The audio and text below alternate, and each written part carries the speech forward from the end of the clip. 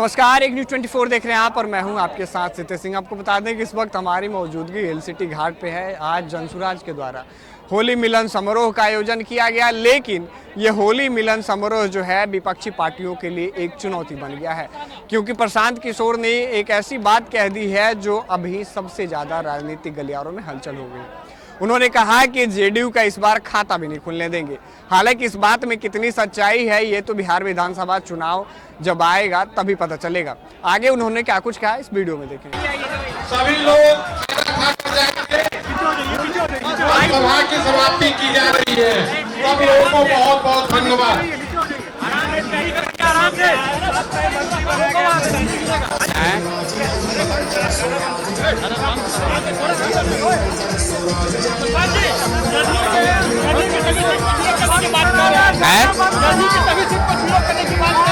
कौन आप कह रहे हैं कि जदयू की सर्टिफिकेट को जीरो करेंगे?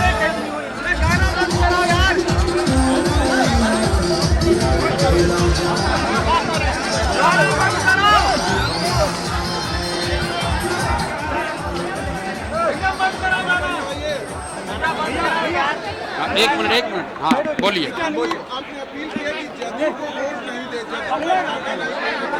भाई हम अपील कर रहे हैं बिहार में नई व्यवस्था का, लेकिन उसके साथ साथ ये भी कह रहे हैं कि किसी भी हालत में जदयू का एक भी आदमी नहीं जीतना चाहिए, क्योंकि बिहार में एक परिपाटी नीतीश कुमार ने बना दी है कि वोट जनता किसी को भी दे।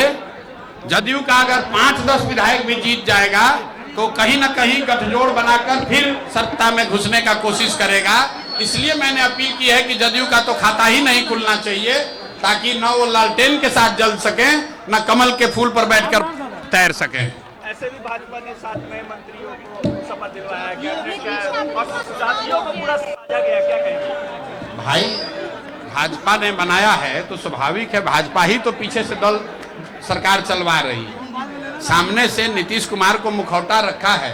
मैंने तो पहले कहा कि नीतीश कुमार शारीरिक रूप से फिजिकली टायर्ड और मेंटली रिटायर्ड हो गए हैं, फिर भी भाजपा उनको कुर्सी पर बैठाई है तो पीछे से उसके बदले में पूरा अपना सरकार में भागीदारी ले रही है। आप बताइए कि अभी जब 6 महीना बाकी है तो 7 नए मंत्रियों को बनाने का क्या फायदा है, क्या मतलब है? उसका 2 ही मतलब है कि कुछ संसाधन लूट का काम और बढ़ाया जाए और जनता को जाते जाते जितना लूट सकते हैं लूट लें, और इस कुछ जातियों को संदेश भेजें कि भाई तुम्हारे जाति के एक नेता को मंत्री बना दिए। भाई आप किसी जाति के मंत्री हैं, क्या आप कह सकते हैं कि बिहार में भूमि सर्वे में जो लूट मचा हुआ है रोक दीजिएगा? भाजपा के जो अध्यक्ष हैं यही तो अभी राजस्व मंत्री थे। क्या भूमि सर्वे में लूट नहीं हो रहा है?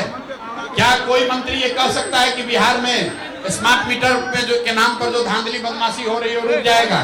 क्या बिहार से भ्रष्टाचार रुक जाएगा? क्या बीपीएससी का जो अनियमितता हुआ उस पर लोगों को न्याय मिल जाएगा? क्या पेपर लीक नहीं होगा? ऐसा दावा कर सकते हैं? तो मंत्री कोई बने उससे क्या फायदा?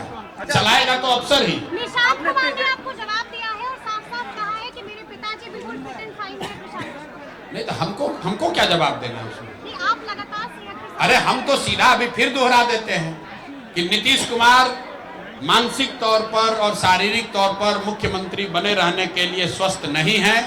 अगर स्वस्थ हैं तो और कुछ नहीं, कैमरे पर आकर बिना कागज देखे अपने मंत्री परिषद के साथियों का नाम और उनका विभाग बता दें। मैं अभी से पूरा अभियान वापस लेकर नीतीश कुमार के समर्थन में उनके लड़के की तरह हम भी खड़े हो जाएंगे। 25 में हमारी सरकार आएगी और हम बदलाव करेंगे।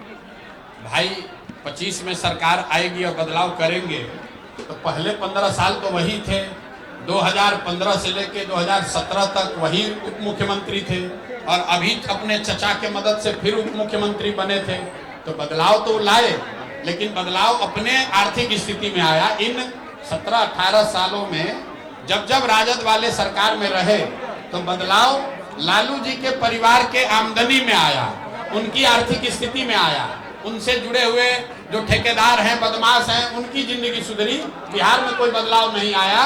तो अब बिहार की जनता जान चुकी है और वापस जंगल राज के नेताओं को और उसके पुरोधा की ओर जनता देखने का तो कोई सवाल ही नहीं है। गांधी मैदान भरना आसान नहीं होता है, लगता है 11 अप्रैल को गांधी मैदान भरना। भाई ऐसा है, आसान तो कुछ भी नहीं है, आसान तो इतने कार्यकर्ताओं को जुटाना भी नहीं है। लेकिन बिहार बदलाव रैली जो है, बिहार बदलाव का जो सभा है वो आपको 11 तारीख को दिखेगी और आपको वो जनता की आवाज, जनता की जो भावना है वो सबके सामने गांधी मैदान में दिखे। इसीलिए हम लोगों ने घोषणा की है कि 11 अप्रैल को ये रैली की जाएगी। और हाथ कंगन को आरसी क्या, पढ़े लिखे को फारसी क्या, जो हम लोग कहते हैं वो सामने कर रहे हैं। अगर 11 तारीख को नहीं हुआ तो आप लोग कह दीजिएगा कि भाई प्रशांत किशोर की रैली फेल हो गई। लेकिन 11 तारीख को आपको दिखेगा गांधी मैदान में इतने लोग आएंगे, ना जो कभी पहले आए थे ना कभी आगे आएंगे। आप देखिएगा क्या भैया रिकॉर्ड टूटेगा। पहले बात तो कि रिकॉर्ड तेल पिलाओ और भाला चलाओ वाला रैली से हमारा कोई कंपटीशन नहीं है। ये सुनिए, ऐसा है, मैंने आपको कहा कि अभी तक की सबसे बड़ी रैली, अभी तक का जनता का सबसे बड़ा जुटान 11 अप्रैल को आपको गांधी मैदान में दिखेगा। अब ये होगा कि आप कल से सुनिएगा कि सरकार कह रही है कि 11 तारीख को इनको परमिशन नहीं दिया जाएगा, लेकिन गांधी मैदान में 11 तारीख को हम लोगों ने ऑलरेडी आवेदन दिया हुआ है, परमिशन मिल ही जाना चाहिए।